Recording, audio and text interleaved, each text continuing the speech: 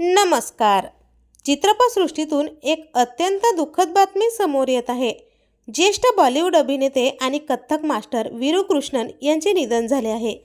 त्यांनी राजा हिंदुस्तानी, इश्क आणि अकेले हम अकेले तुम यांसारख्या चित्रपटात काम केले होते. कॅटरीना कैफसह अनेक बॉलिवूड सेलिब्रिटींनी वीरू कृष्णन यांच्याकडून कथ्थकचे प्रशिक्षण घेतले होते.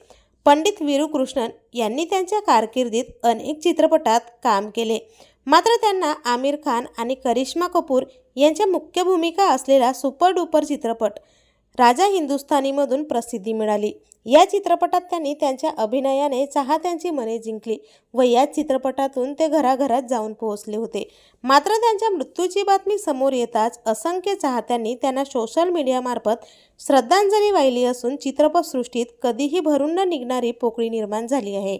तर आपल्या वायन मराठी न्यूजतर्फे या दिग्गज अभिनेत्याला भावपूर्ण श्रद्धांजली.